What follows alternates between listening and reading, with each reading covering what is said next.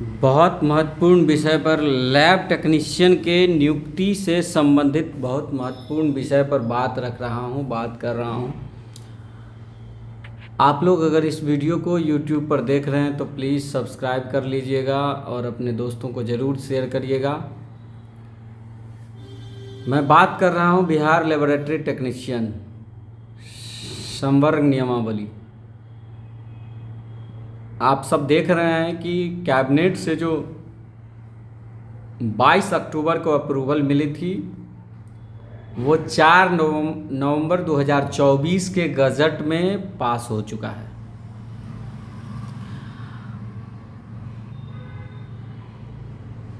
और यह जो नियमावली है जिसमें संशोधन हुई है, यह पहले 2014 का मूल नियमावली था, बिहार प्रयोगशाला प्रावैधिक संवर्ग नियमावली 2014, जिसमें समय समय पर संशोधन होता रहा है। और उसी में जो है सो 2024 में यह संशोधन हुई है। इसका नाम बिहार प्रयोगशाला प्रावैधिक संवर्ग संशोधन नियमावली 24 है। यह इसका पूरा राज्य में विस्तार होगा और यह जिस दिन प्रकाशित हुआ है, यानी कि 1 नवंबर को अधिसूचना हुई है, तो उस दिन से ये फाइनल जो है सो प्रभाव में आ गया है। और इसमें जो बदलाव किया गया है, यह ज़रूरी चीज़ें हैं। एक इसमें एज का जो है सो कट ऑफ टाइम जो है सो आप इसमें पॉइंट नंबर 2 में लिखा हुआ है कि प्रयोग जो 2014 का नियमावली था उसमें कॉलम नंबर 6 सब क्लॉज 2 में जो है सो परिवर्तन किया गया है। और इसमें लैब टेक्नीशियन में सीधी भर्ती के लिए न्यूनतम आयु जो है सो 18 वर्ष रखा गया है और अधिकतम वही जो सरकार द्वारा समय समय पर आरक्षण अनुसार तय की जाती है।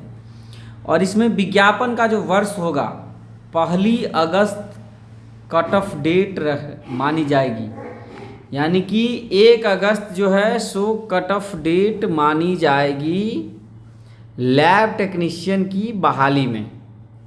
इसके अलावा पॉइंट नंबर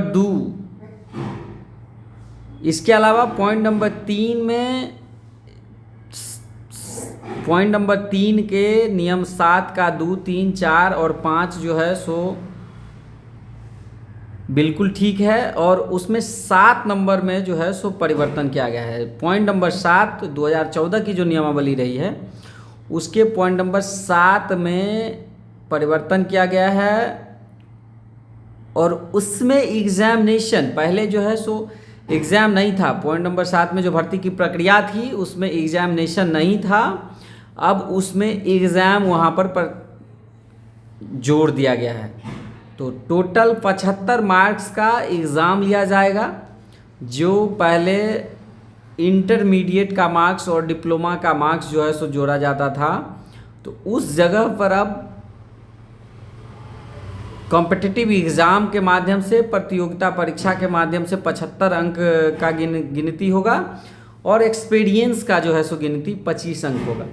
अब इसमें दिया हुआ है एक्सपीरियंस का भी, आप देख सकते हैं कि कार्यानुभव दिया हुआ है कि जिन लोगों को राज्य सरकार के नियंत्रणाधीन अस्पताल में, केंद्र सरकार चाहे पंचायती राज नगर निकाय के जो भी सरकार के नियंत्रणाधीन है उस अस्पताल में संविदा के आधार पर जिन्होंने काम किया है उनको 25 अंक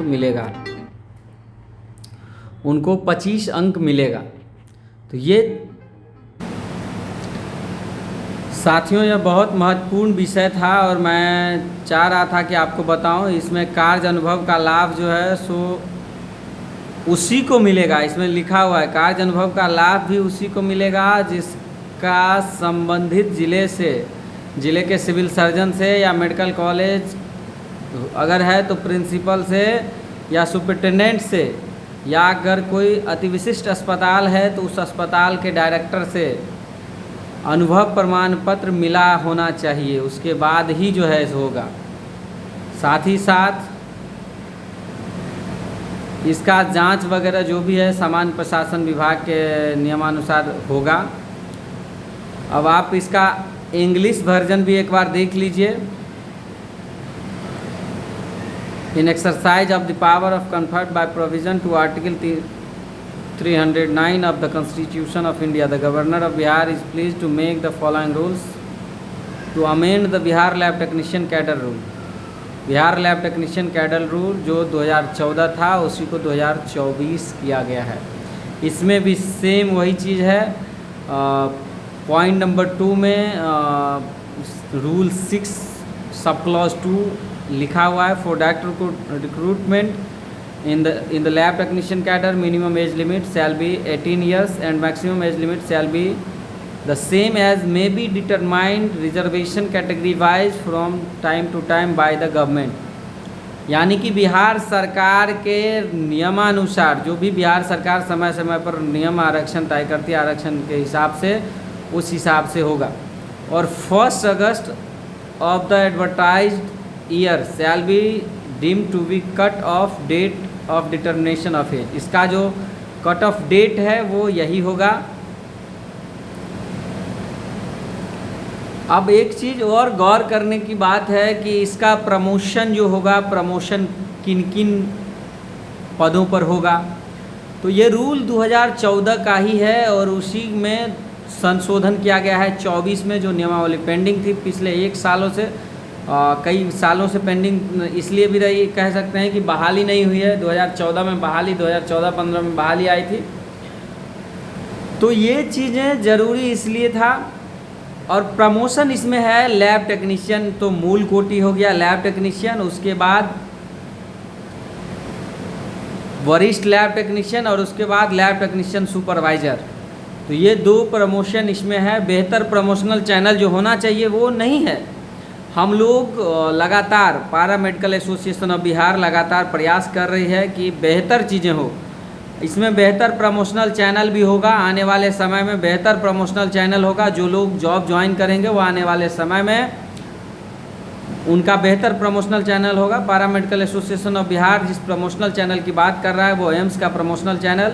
आप सब जानते हैं कि अगर किसी हॉस्पिटल में मूल पोस्ट जो है, अगर मूल पोस्ट लैब टेक्नीशियन है तो उसके बाद सीनियर, उसके बाद टेक्निकल ऑफिसर होना चाहिए, उसके बाद सीनियर टेक्निकल ऑफिसर होना चाहिए, उसके बाद टेक्निकल सुपरटेंडेंट होना चाहिए, टेक्निकल डायरेक्टर होना चाहिए। इस टाइप का जो प्रमोशनल चैनल है सभी पोस्ट में एम्स के तर्ज पे, वो प्रमोशनल चैनल जो है सो बिहार में होना चाहिए।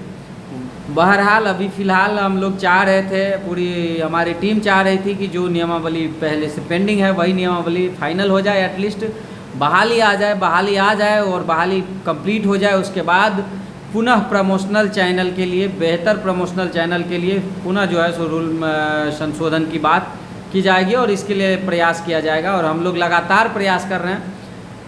पारा मेडिकल एसोसिएशन ऑफ बिहार लगातार इन चीज़ों के लिए आवाज़ उठाता रहा है। आप सब जानते हैं कि कुछ दिन पहले ही जब कॉन्फ्रेंस हुआ था उसमें भी महत्वपूर्ण इस बात को उठाया गया था कि जितने भी पोस्ट हैं और जिन पदों पर नियुक्ति से संबंधित नियमावली पेंडिंग है वो नियमावली फाइनल हो। आप देख सकते हैं आज जब ये चीज़ें हम आपको दिखा रहे हैं तो अब ये भी एक तय हो चुका है कि बहुत जल्द सभी पदों से संबंधित जो है सो बहाली भी आएगी। लैब टेक्नीशियन का सबसे अधिक पद पारा मेडिकल में है, 3080 पद पर लैब टेक्नीशियन की बहाली आ रही है। तो सभी लैब टेक्नीशियन साथियों को बहुत बहुत बधाई। आप लोग यूट्यूब पर इस वीडियो को देख रहे हैं तो ज़रूर शेयर करिए, ज़रूर सब्सक्राइब करिए, अपने दोस्तों को बताइए। और जो भी लोग फॉर्म भरना चाहते हैं एटलीस्ट सभी लोग जाति प्रमाण पत्र, आवासीय आय प्रमाण पत्र जो भी EWS है वो अपना बना लें, जिससे कि आने वाली इस नियुक्ति में शामिल होने में किसी प्रकार की दिक्कत न हो। धन्यवाद।